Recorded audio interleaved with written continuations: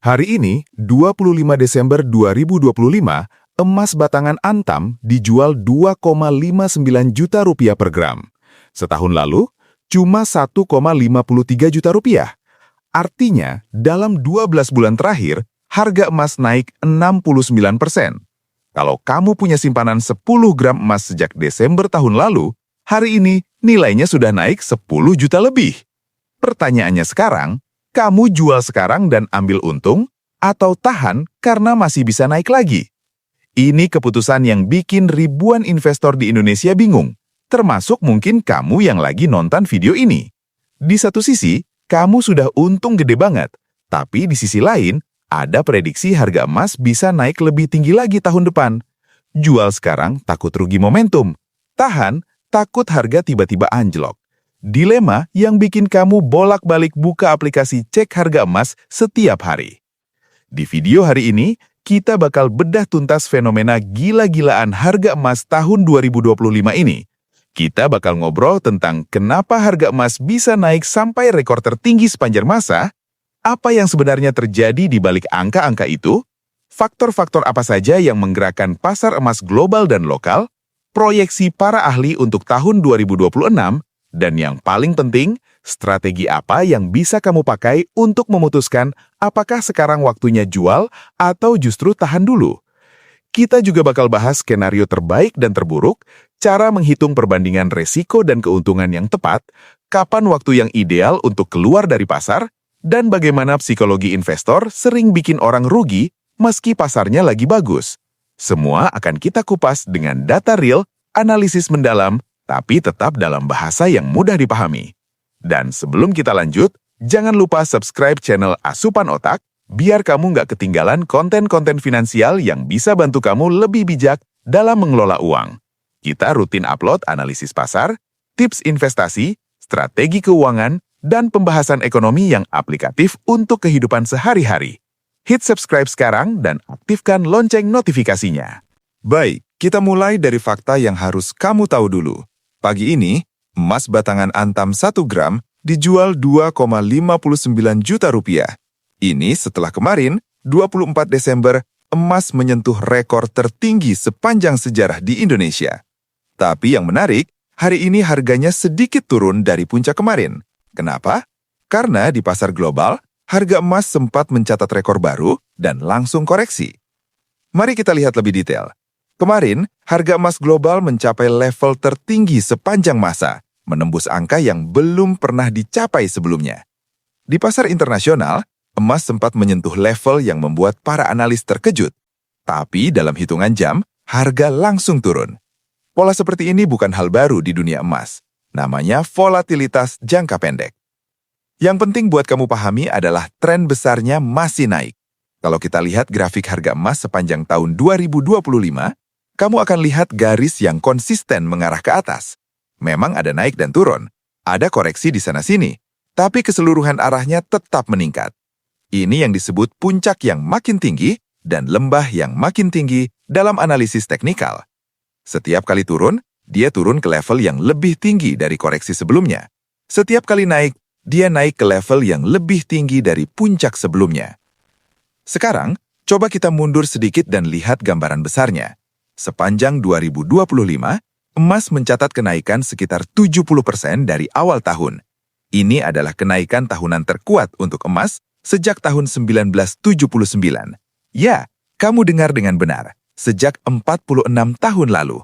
Dan sepanjang tahun ini, emas global mencatatkan rekor tertinggi sebanyak 50 kali. 50 kali pecah rekor dalam satu tahun. Ini fenomena yang sangat luar biasa dan sangat jarang terjadi dalam sejarah pasar komoditas. Buat kamu yang baru mulai investasi emas tahun ini, atau bahkan baru tertarik sekarang, angka-angka ini mungkin terdengar normal. Tapi buat investor yang sudah puluhan tahun bermain di pasar emas, ini adalah momen yang luar biasa. Mereka yang sudah investasi emas sejak tahun 2010-an, melihat emas mereka naik turun, stagnan bertahun-tahun, baru tahun ini meledak seperti ini. Jadi wajar kalau sekarang banyak yang bingung mau ngapain dengan emas mereka.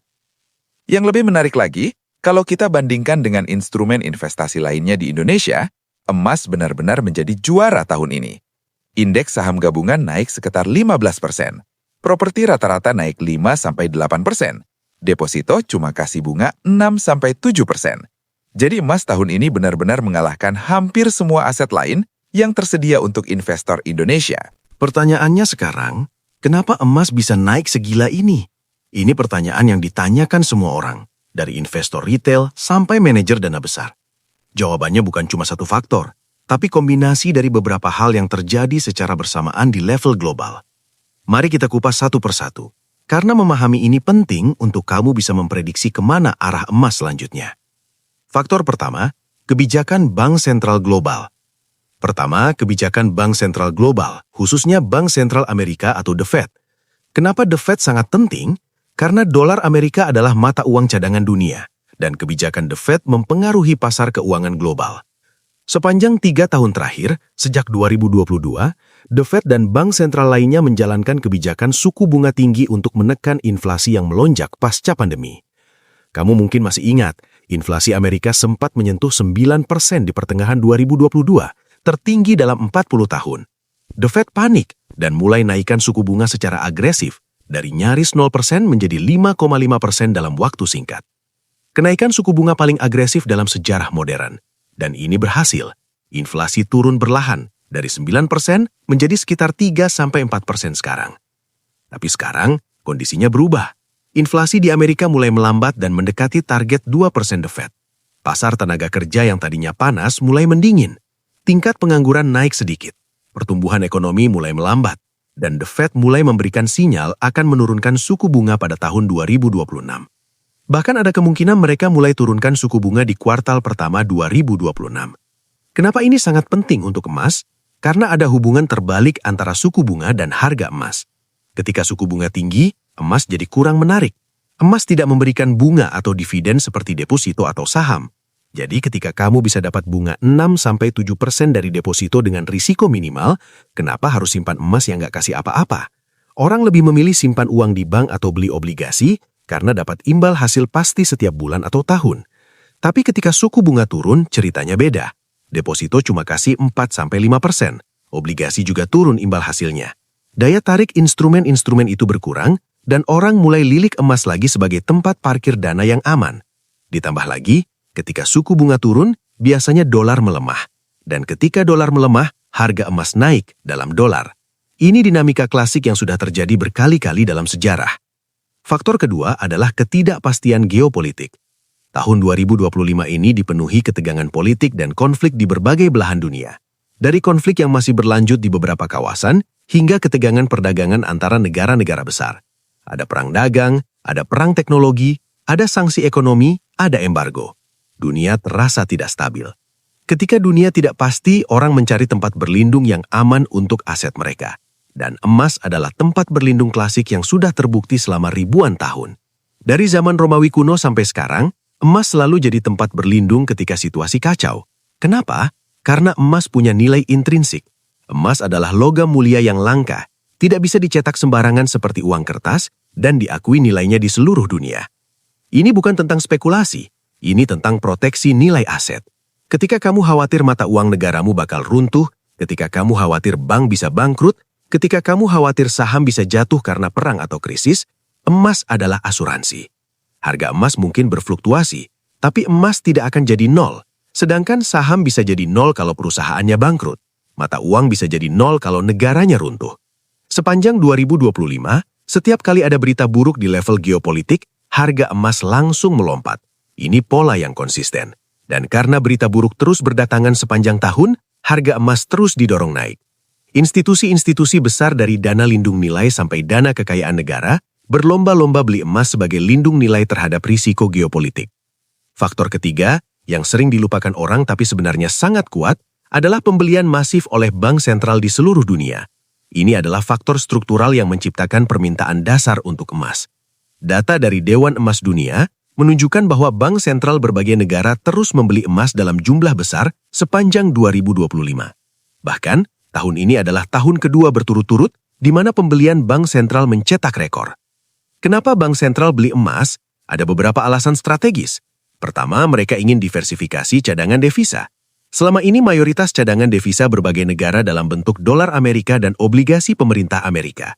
Tapi setelah melihat bagaimana Amerika menggunakan dolar sebagai senjata ekonomi dengan membekukan aset negara-negara tertentu, banyak negara jadi khawatir. Mereka sadar terlalu bergantung pada dolar itu berisiko. Jadi mereka mulai kurangi kepemilikan dolar dan obligasi pemerintah Amerika dan menggantinya dengan emas. Emas tidak bisa dibekukan oleh Amerika atau negara manapun. Emas fisik yang kamu simpan di brankas negaramu adalah asetmu sendiri. Ini adalah alasan geopolitik yang sangat kuat. Kedua, mereka menjaga stabilitas nilai aset negara terhadap inflasi dan penurunan nilai mata uang. Ketika mereka lihat mata uang mereka bisa terdepresiasi terhadap dolar atau mata uang kuat lainnya, punya emas dalam cadangan devisa membantu stabilkan nilai total aset mereka. Ketiga, ini juga tentang prestis dan kepercayaan. Negara dengan cadangan emas yang besar dilihat sebagai negara yang kuat dan stabil. Ini meningkatkan kepercayaan investor dan peringkat kredit negara. Bank sentral negara-negara seperti China, India, Turki, Polandia, dan banyak negara berkembang lainnya adalah pembeli aktif emas tahun ini. China sendiri dilaporkan menambah cadangan emas mereka secara konsisten setiap bulan. Bahkan, tahun ini adalah tahun kedua berturut-turut di mana pembelian bank sentral mencetak rekor. Ketika institusi sebesar bank sentral berlomba-lomba beli emas, ini menciptakan tekanan permintaan yang sangat besar terhadap emas global. Dan permintaan yang besar dengan pasokan yang terbatas, hasilnya ya harga naik. Faktor keempat, sentimen investor retail dan institusi. Faktor keempat adalah sentimen investor retail dan institusi. Arus masuk dana ke dana yang diperdagangkan di bursa untuk emas terus meningkat sepanjang 2025. Dana ini adalah instrumen investasi yang mengikuti harga emas. Jadi, investor bisa dapat exposure ke emas tanpa perlu beli emas fisik. Ini sangat populer di kalangan investor institusi dan retail besar. Data menunjukkan bahwa aliran masuk ke dana emas tahun ini mencapai level tertinggi sejak 2020, ketika pandemi pertama kali melanda. Ini berarti investor besar dan kecil sama-sama masuk ke pasar emas. Ada momentum positif yang menciptakan efek bola salju. Ketika harga naik, media mulai meliput. Orang-orang mulai sadar, dan lebih banyak orang tertarik membeli. Dan ketika lebih banyak orang beli, harga naik lebih tinggi lagi, yang menarik lebih banyak orang lagi. Ini siklus yang memperkuat diri sendiri, yang sangat kuat. Media sosial juga berperan besar dalam menciptakan rasa takut ketinggalan. Ketika kamu lihat di Instagram atau Twitter orang-orang posting tangkapan layar keuntungan mereka dari investasi emas, kamu jadi pengen ikutan. Ketika kamu lihat berita tentang emas cetak rekor baru, kamu jadi takut ketinggalan. Ini psikologi yang menggerakkan pasar, sama kuatnya dengan fundamental ekonomi. Kondisi spesifik di Indonesia.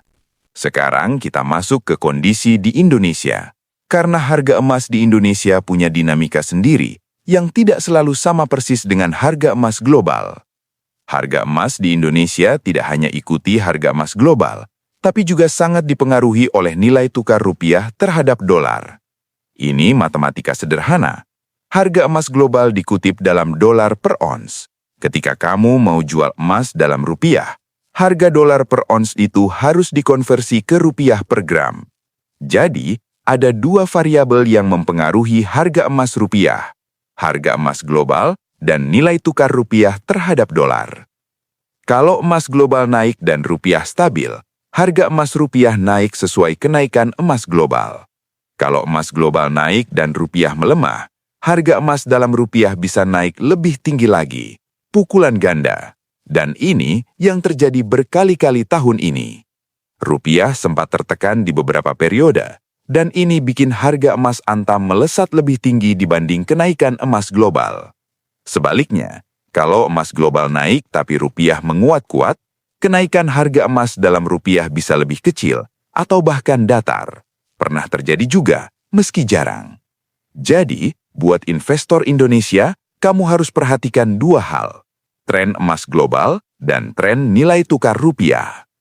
Sepanjang 2025, rupiah sempat berada di level 15.500 sampai 16.000 rupiah per dolar di beberapa periode, dibanding 15.000 sampai 15.200 di awal tahun.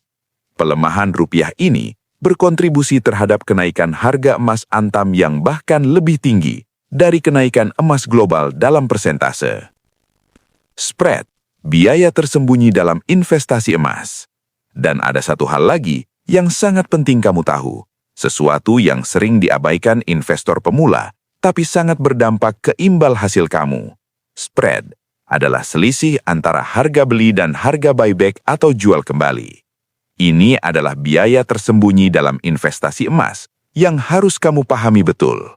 Misalnya, hari ini harga beli emas Antam 2,59 juta rupiah per gram.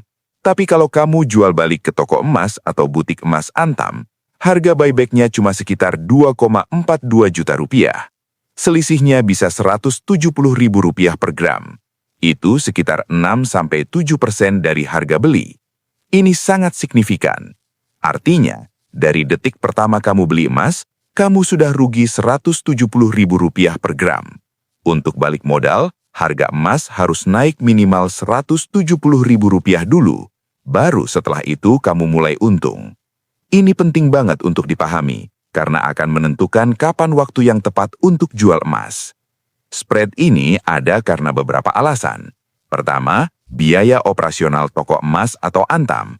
Mereka harus bayar sewa tempat, gaji karyawan, keamanan, dan lain-lain. Kedua, mereka harus punya penyangga untuk fluktuasi harga. Ketika mereka beli kembali emas dari kamu, mereka ambil resiko harga turun sebelum mereka bisa jual lagi. Ketiga, ini juga margin keuntungan mereka. Untuk emas digital, spreadnya biasanya lebih kecil, sekitar 2-3%, karena biaya operasional lebih rendah. Tapi tetap ada spread. Tidak ada yang gratis dalam investasi. Kamu harus selalu memperhitungkan biaya-biaya ini ketika hitung imbal hasil investasi kamu. Jadi kalau kamu beli emas tahun lalu di harga 1,53 juta rupiah per gram, dan sekarang bisa jual di harga buyback 2,42 juta rupiah, keuntungan bersih kamu adalah 2,42 juta rupiah dikurangi 1,53 juta rupiah, sama dengan 890 ribu rupiah per gram. Itu imbal hasil 58%, bukan 69% seperti yang terlihat dari perbandingan harga beli ke harga beli. Ini imbal hasil real yang masuk ke kantong kamu. Perbedaan 11% ini signifikan. Kalau kamu punya 10 gram emas, perbedaannya adalah 1,1 juta rupiah, bukan angka kecil. Jadi selalu hitung imbal hasil kamu berdasarkan harga buyback, bukan harga jual toko. Oke, sekarang kita sampai di pertanyaan besar. Dengan kondisi seperti ini, dengan semua faktor yang sudah kita bahas tadi, apakah kamu harus jual emas sekarang atau tahan dulu? Ini adalah pertanyaan jutaan rupiah yang bikin banyak orang susah tidur.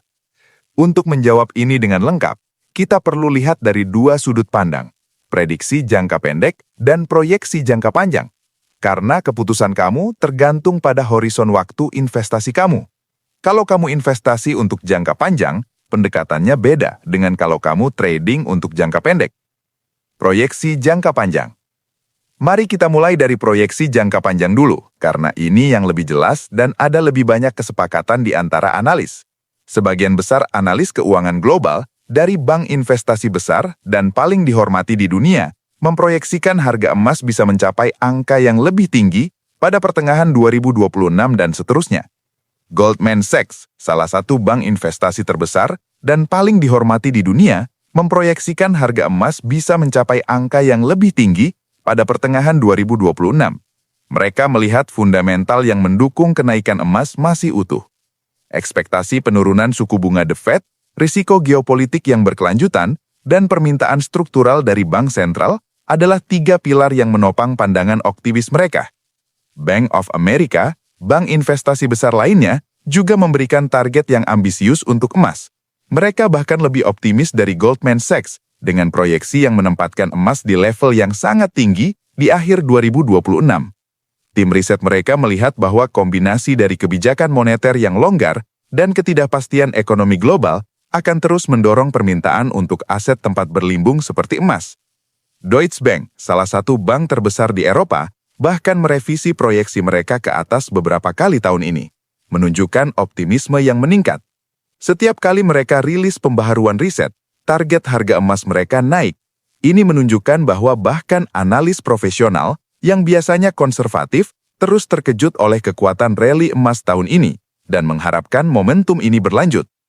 Dewan Emas Dunia, yang merupakan otoritas dalam industri emas global, dalam laporannya yang baru saja dirilis beberapa minggu lalu, menyatakan bahwa kombinasi dari pertumbuhan ekonomi global yang lemah, kebijakan moneter yang lebih longgar, dan resiko geopolitik yang berkelanjutan akan terus mendorong harga emas naik di tahun 2026. Mereka juga menyoroti satu hal yang sangat penting, permintaan struktural dari bank sentral dan investor institusi kemungkinan akan tetap kuat. Ini bukan lonjakan sementara, ini adalah pergeseran struktural. Bank sentral beli emas untuk trading, mereka beli untuk menyimpan jangka panjang. Ini menciptakan dasar permintaan yang solid untuk emas. Fundamental yang mendukung. Mari kita bongkar kenapa para analis ini optimis. Pertama, siklus penurunan suku bunga biasanya berlangsung 1-2 tahun. Kalau The Fed mulai turunkan suku bunga awal 2026, mereka kemungkinan akan turunkan lagi beberapa kali sepanjang tahun. Setiap kali suku bunga turun, emas jadi lebih menarik. Jadi ada banyak katalis untuk kenaikan harga. Kedua, situasi utang Amerika yang makin mengkhawatirkan. Amerika sekarang punya rasio utang terhadap produk domestik bruto yang sangat tinggi, dan dengan suku bunga yang lebih rendah, pemerintah Amerika kemungkinan akan menerbitkan lebih banyak utang lagi. Ini bisa memicu kekhawatiran tentang keberlanjutan situasi fiskal Amerika, yang pada gilirannya bisa mendorong lebih banyak permintaan untuk emas sebagai penyimpan nilai alternatif. Ketiga, tren pengurangan ketergantungan pada dolar yang terus berlanjut. Banyak negara, terutama negara berkembang dan negara-negara yang tidak selaras dengan Amerika, aktif mencoba mengurangi ketergantungan mereka pada dolar. Dan cara paling jelas untuk melakukan itu adalah dengan meningkatkan cadangan emas mereka. Tren ini tidak akan berhenti dalam waktu dekat. Ini adalah pergeseran geopolitik yang akan berlangsung bertahun-tahun atau bahkan dekada. Keempat, keterbatasan dari sisi suplai. Emas tidak bisa dicetak seperti uang. Untuk menambah suplai emas, harus ada penambangan, dan penambangan butuh waktu bertahun-tahun dan investasi miliaran dolar. Pertumbuhan produksi emas global relatif datar atau bahkan menurun di beberapa tahun terakhir, sementara permintaan terus naik. Ekonomi sederhana, permintaan naik, suplai datar, harga naik. Jadi kalau kamu tanya, apakah tren kenaikan emas akan berlanjut dalam 12-18 bulan ke depan? Jawabannya kemungkinan besar iya. Setidaknya untuk 6-12 bulan ke depan, berdasarkan konsensus analis. Mayoritas pandangan adalah optimis, dengan target yang bervariasi, tapi semuanya di atas level sekarang. Tapi, dan ini penting, ini bukan berarti harga akan naik lurus terus tanpa koreksi. Begitulah cara kerja pasar. Pasti ada saat-saat di mana harga turun 5-10%. Orang mulai panik, berita bilang emas jatuh, dan banyak yang jual. Tapi kalau kamu lihat tren besar, kalau fundamental masih mendukung, koreksi-koreksi itu adalah kesempatan beli, bukan sinyal untuk keluar. Ini seperti naik tangga. Kamu naik satu anak tangga, kadang kamu turun setengah anak tangga untuk keseimbangan, tapi keseluruhan kamu tetap naik. Koreksi adalah bagian normal dari pasar yang sedang naik. Sebenarnya koreksi yang sehat itu bagus, karena mencegah gelembung dan bikin rally lebih berkelanjutan. Jadi untuk investor dengan horizon waktu 1-2 tahun atau lebih, memegang emas masih masuk akal berdasarkan fundamental dan konsensus analis. Tapi kamu harus punya mental yang kuat untuk tahan volatilitas di tengah jalan.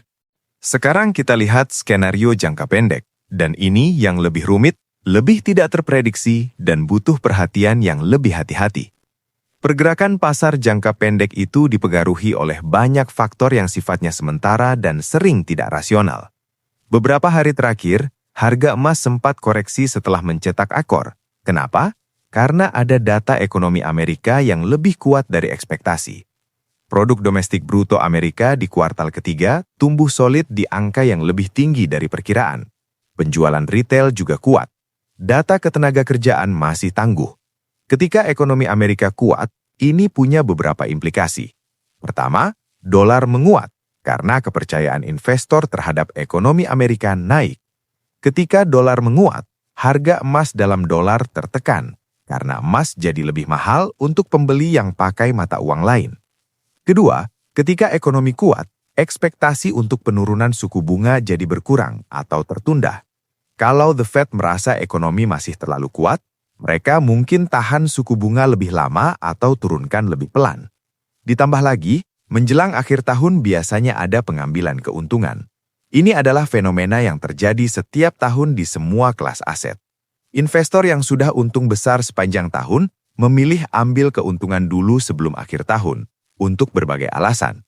Ada yang untuk perencanaan pajak, ada yang untuk penyeimbangan ulang portofolio, ada yang untuk mencatat keuntungan dan menikmati hasilnya. Ini menciptakan tekanan jual sementara. Manajer dana juga sering melakukan pemorosan tampilan di akhir tahun.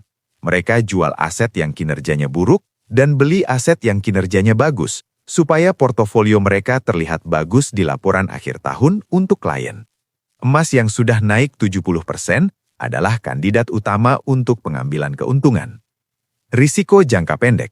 Jadi kalau kamu lagi pegang emas dan sudah untung besar, apakah ada risiko jangka pendek yang perlu diperhatikan? Tentu saja. Mari kita jujur tentang risiko-risikonya. Risiko pertama adalah koreksi teknikal. Setelah naik 70%, secara teknikal emas sudah jenuh beli. Indikator seperti indeks kekuatan relatif menunjukkan level yang ekstrim. Ketika aset jenuh beli, kemungkinan koreksi lebih tinggi. Koreksi 10-15% dari puncak adalah sangat mungkin, bahkan normal setelah kenaikan sekuat itu. Risiko kedua adalah kejutan dari The Fed.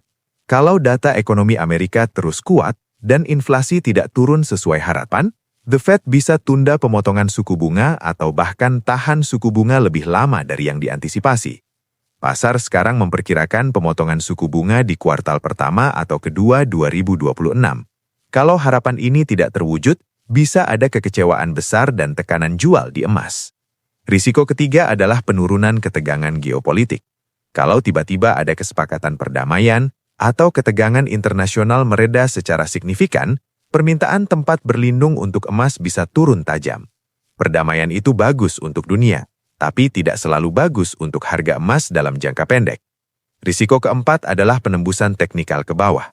Kalau harga emas tembus di bawah level dukungan kunci, ini bisa memicu stop loss otomatis dan penjualan algoritmik yang bisa mempercepat penurunan harga. Level teknikal itu penting, karena banyak pedagang pakai itu sebagai pemicu untuk beli atau jual. Risiko kelima adalah penguatan dolar. Kalau karena alasan apapun, dolar menguat secara signifikan, bisa karena pelarian ke aset aman kalau ada krisis di tempat lain, bisa karena data ekonomi Amerika yang kuat, bisa karena alasan geopolitik. Emas akan tertekan karena hubungan terbalik antara dolar dan emas. Peringatan dari analis. Dan ini yang jarang orang mau dengar. Ada beberapa analis yang sebenarnya pesimis untuk jangka pendek. Ekonom utama Citibank Indonesia sudah memberikan peringatan bahwa investasi emas bisa menurun di tahun 2026 jika kondisi ekonomi global membaik secara signifikan. Logikanya sederhana dan masuk akal.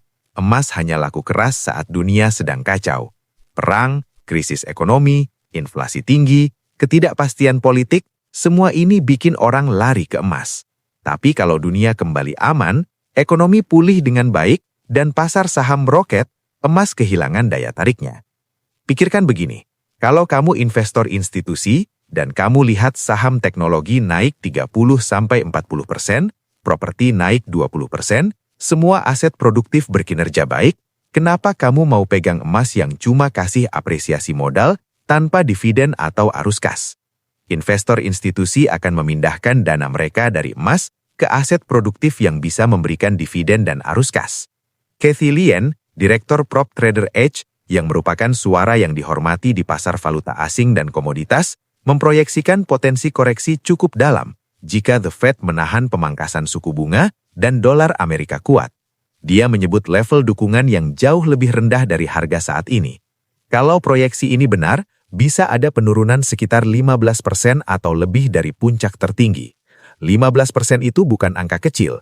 Dari 2,59 juta rupiah, 15% adalah sekitar Rp388.000. Jadi harga bisa turun ke sekitar 2,2 juta rupiah per gram.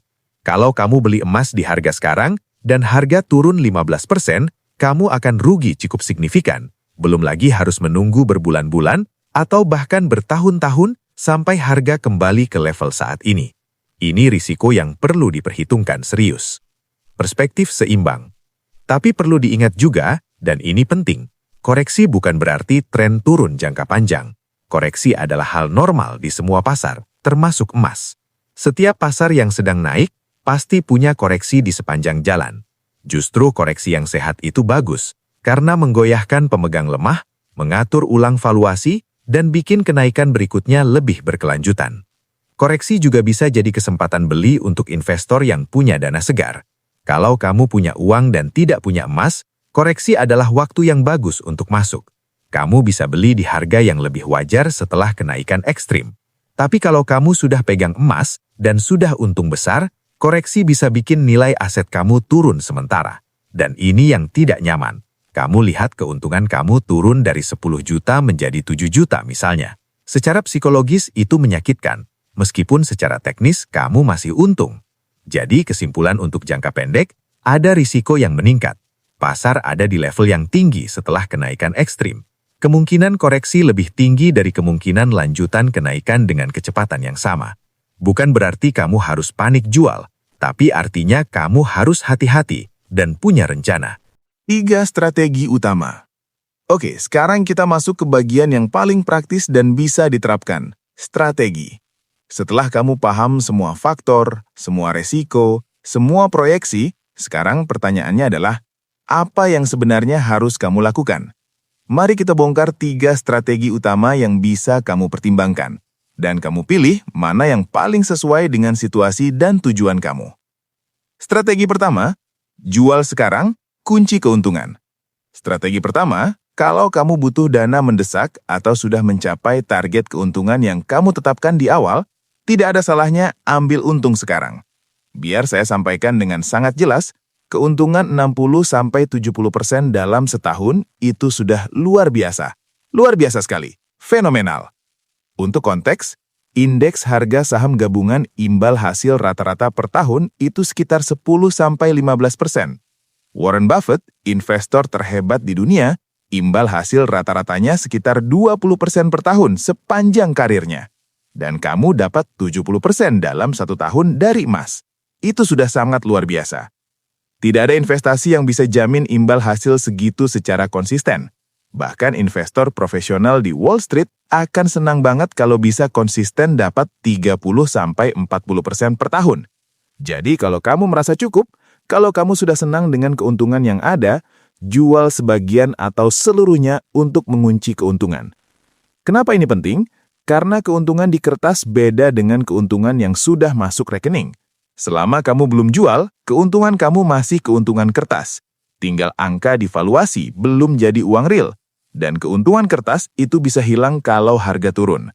Tapi kalau sudah jual, keuntungan sudah terrealisasi. Sudah jadi tunai yang bisa kamu pakai atau investasi di tempat lain. Ada pepatah lama di dunia investasi, tidak ada yang bangkrut karena ambil keuntungan. Yang banyak bangkrut adalah yang terlalu serakah, tidak mau jual meski sudah untung besar. Terus pasar berbalik dan keuntungan hilang semua. Jadi kalau misalnya kamu punya target dari awal, kalau untung 50%, aku jual. Dan sekarang udah untung 60-70%, tinggal jalankan rencana kamu. Jangan terlalu banyak mikir. Jangan dengar suara orang lain yang bilang masih bisa naik lagi. Mungkin bisa, mungkin tidak. Tapi kamu sudah mencapai target kamu. Ambil kemenangan dan lanjut.